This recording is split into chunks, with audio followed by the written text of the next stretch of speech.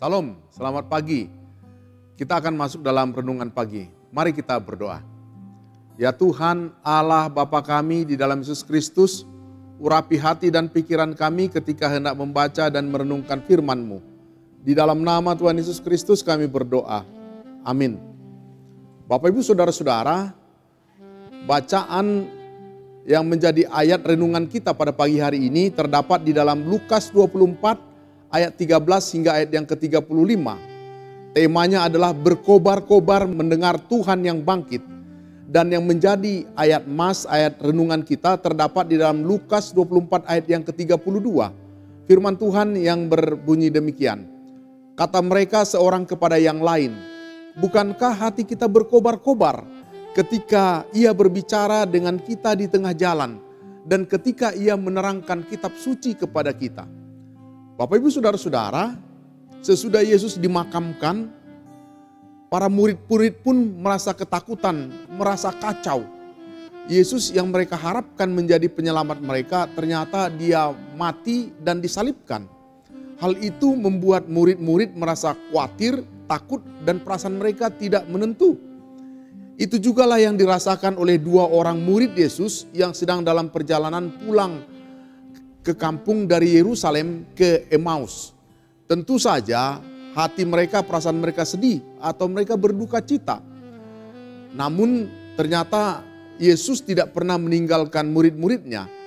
Yesus selalu senantiasa mendampingi mereka. Bapak Ibu Saudara-saudara, setelah kebangkitan Tuhan Yesus menampakkan dirinya dengan berjalan bersama-sama kedua murid yang dalam perjalanan ke Emmaus untuk menguatkan mereka. Dan Yesus menerangkan tentang apa yang tertulis di dalam kitab suci.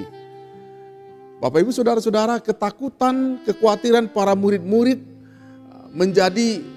membuat penglihatan mereka terhalang.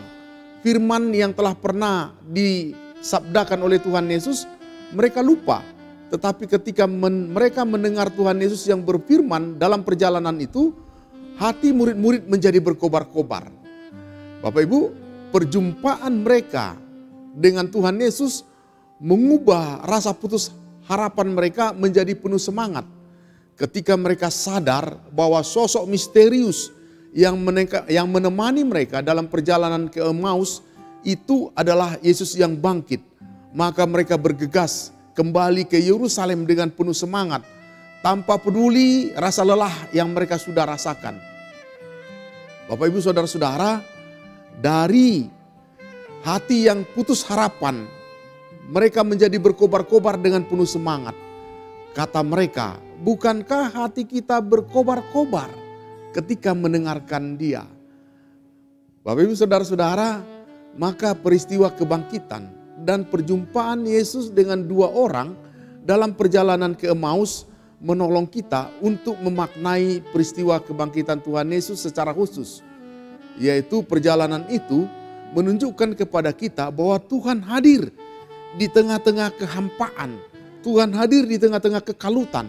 Bahkan Tuhan hadir di tengah-tengah ketakutan dan kekurangan keyakinan kita.